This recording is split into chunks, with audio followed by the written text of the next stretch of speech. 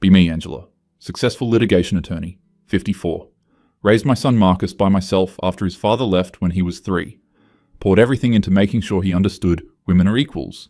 No boys don't cry bullshit, no gendered toy restrictions. Taught him to cook and clean alongside me. Split chores, 50-50 once he was old enough. Had long conversations about consent, emotional labor, the pay gap. So proud when he went to college, joined the campus sustainability group, volunteered at the women's shelter. He's 28 now, works in finance, but I figured nobody's perfect. Calls me one day. Mom, I'm bringing someone to dinner this weekend. Her name is Claire. We got married last month. Wait, what? Married? Didn't even tell me he was seriously dating someone. Spend all week trying not to be that mum. Remind myself he's an adult, his choices are valid, I raised him to be independent. Still though, married without even mentioning her? Saturday comes. Door opens. In walks Marcus looking smug as hell. Behind him is this woman, Claire. She's wearing a full 1950s style dress, powder blue, fitted waist, full skirt to her knees. And heels. Like actual stiletto heels. It's 2 p.m. on a Saturday. Who dresses like that casually? Extend my hand. Claire. So wonderful to finally meet you. Marcus has told me absolutely nothing about you apparently. Little laugh to show I'm joking, but also not. She takes my hand with both of hers, soft as silk.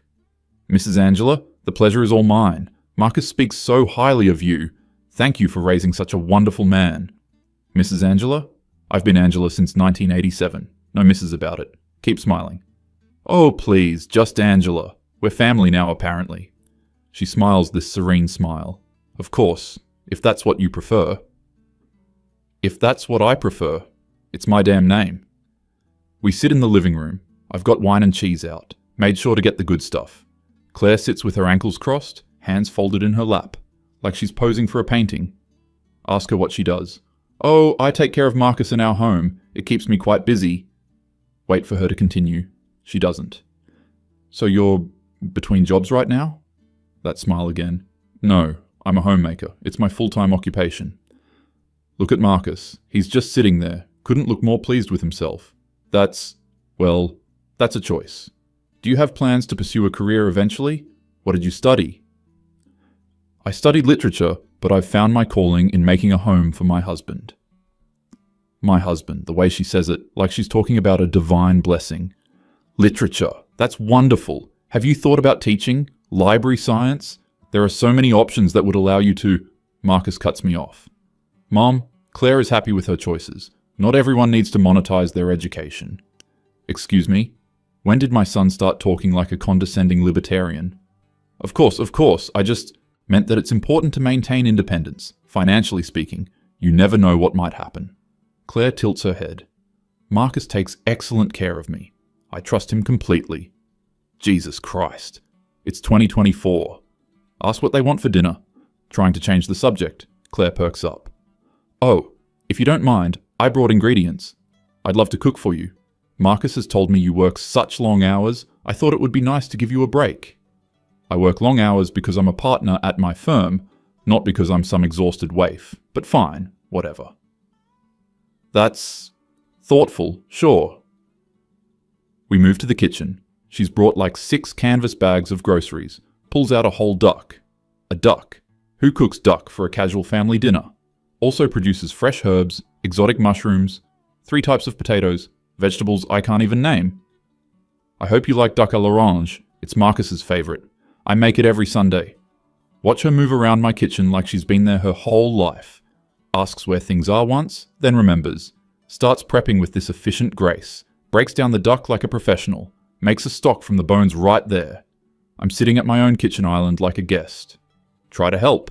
She gently insists I relax. You work so hard, Angela. Please, let me do this for you. Marcus comes in, puts his hand on the small of her back. How's it going, sweetheart? Wonderful, darling. Dinner will be ready at 7. He kisses her temple. She literally glows. I need more wine. Dinner is at 7 on the dot. The table looks like something from a magazine. She set it with linens. She brought linens. Flowers. Candles. The food is fucking incredible. Duck is perfect. Skin crispy. Meat tender. Potatoes are these perfect little fondants. Vegetables glazed and caramelized. Everything plated beautifully. She serves Marcus first, then me, then herself. Old school service order. We eat. I try to compliment her. Claire, this is restaurant quality. You could be a professional chef. Oh, I just cook for Marcus. He deserves the best. He deserves the best. I raised him on boxed mac and cheese half the time because I was working my ass off to keep us housed. Apparently that wasn't the best. Marcus is watching me. I can see it in his eyes. He's enjoying this. After dinner, Claire immediately starts clearing. I try to help again. Please, you cooked. Let me clean up. Oh no, I couldn't possibly. You're a guest in your own home today. Guest in my own home.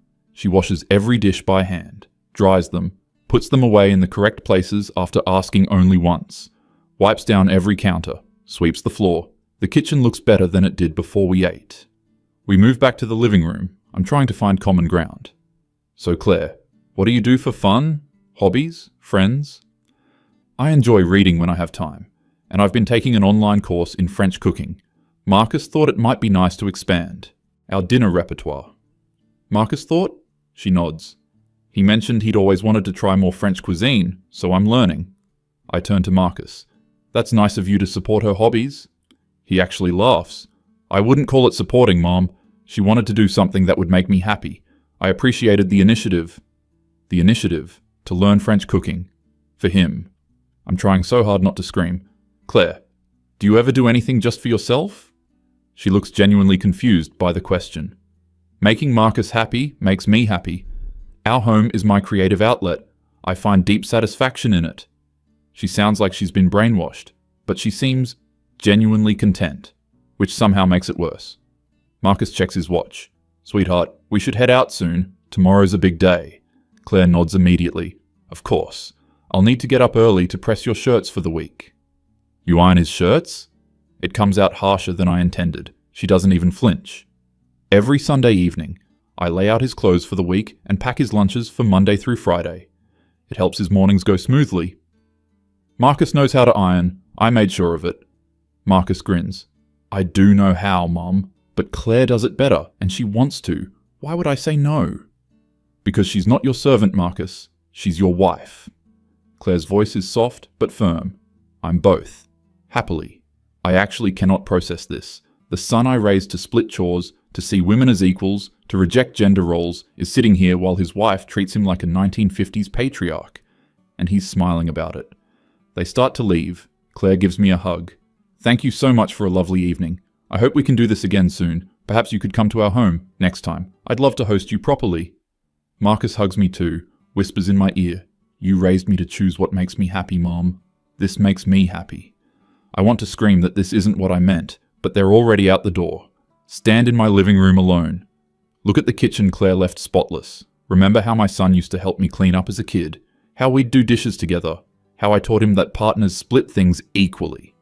My phone buzzes. Text from Marcus. Thanks for being welcoming to Claire. I know it's an adjustment. She really wanted to make a good impression. Type and delete 6 different responses. Settle on, she seems very nice. He sends back a photo.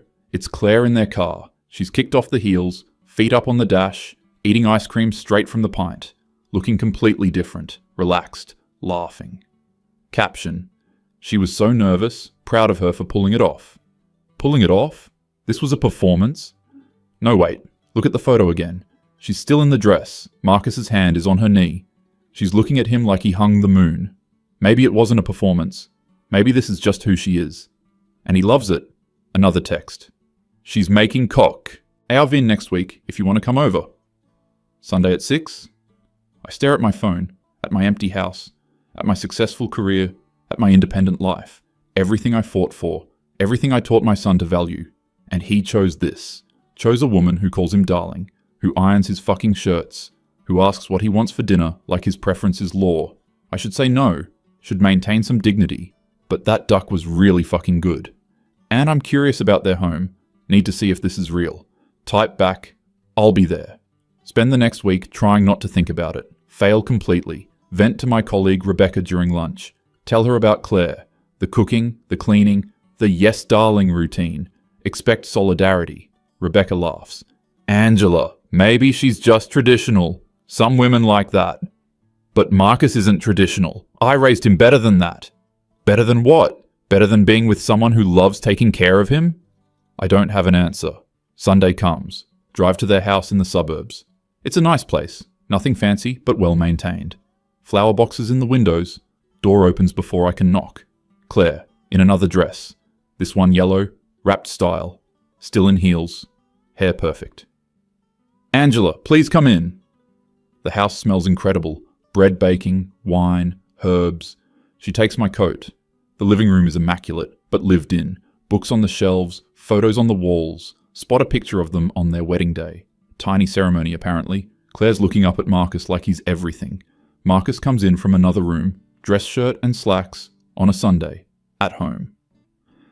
Hey, Mom, make yourself comfortable. Dinner's in about 20 minutes. He kisses Claire. She touches his face.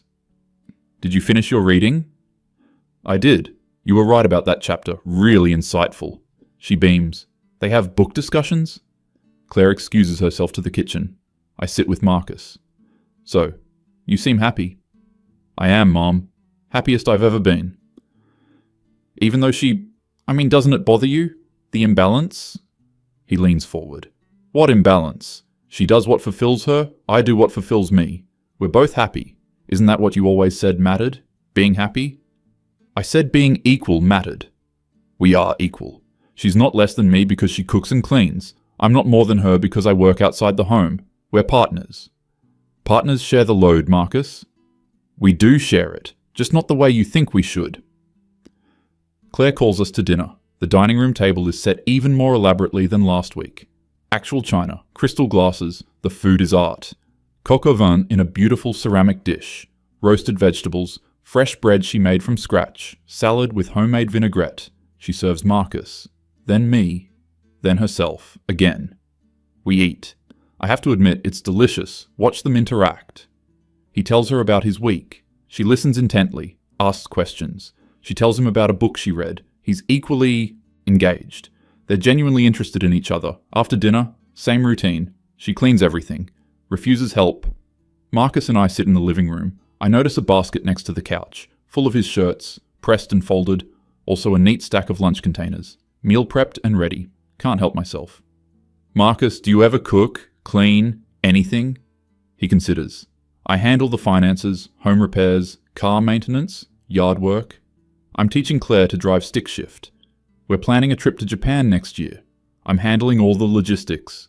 That's not the same as domestic labor. Why not? It's labor that keeps our household running. She does her part, I do mine. But she could work and do some of those things. You're capable of ironing a shirt. Mom. His voice gets serious. Why does it bother you so much that Claire wants to take care of me? Because I didn't raise you to expect that from a woman. You didn't raise me to expect anything from anyone. You raised me to appreciate effort, to respect choices, to value what people offer freely. He's using my own words against me. Claire offers this freely. She wants this. Who am I to tell her no? Who are you to tell her she's wrong? Claire comes back in, sits next to Marcus. He puts his arm around her. She curls into him naturally. Angela, I hope I'm not overstepping, but I heard some of that. Great. I know this seems strange to you. Marcus told me how you raised him. It's admirable, truly. She pauses. But my mother worked herself to death trying to prove she could do it all. Career, home, everything. She had a heart attack at 52.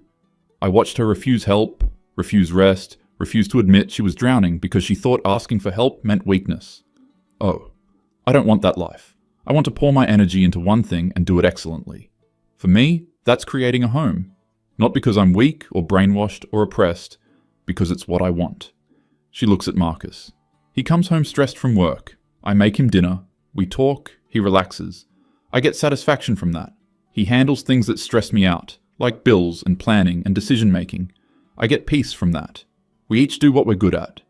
Marcus squeezes her shoulder. She's happier than anyone I've ever met, Mom. Shouldn't that count for something? Look at them. Really look. They're genuinely content. She's not scared or submissive in a fearful way.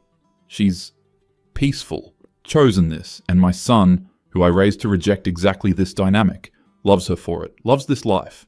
I feel something crack in my chest. All my certainty, all my conviction that there's one right way to be a woman, one right way to structure a relationship. I worked so hard to make sure you'd never expect a woman to serve you. Marcus laughs softly. You succeeded, Mom. I don't expect it. But when it's offered as a gift, I'm not insulted enough to refuse. Claire stands. I'll get dessert. She's made tarte tatin. Of course she has. We eat it. It's perfect. I'm sitting at their table, eating food she cooked, in the home she maintains, watching my son be doted on in ways I specifically raised him to reject. And he's happy. She's happy. They're happy. And somehow I'm the one who feels like I lost. The evening ends. Claire gives me a container of leftovers. For your week. I made extra. Marcus walks me to my car. Mom, I love you. Thank you for trying. Trying what? To accept this. I know it's hard. But Claire is my choice. This life is my choice. I raised you better than this. He hugs me. You raised me to think for myself. I am. Drive home. My house is quiet. Clean because I paid someone. Empty because I'm successful and independent and don't need anyone. Look at the leftovers Claire sent. Coq au vin in a nice container. There's a note on top. Angela, thank you for sharing Marcus with me. I know he's your greatest accomplishment. I'll take good care of him. Claire, sit on my couch. Successful attorney. Raised a son alone. Fought for equality my whole life. And somehow got outsmarted by a woman in heels who calls my son Sir. Eat the leftovers straight from the container. They're even better the next day. God damn it.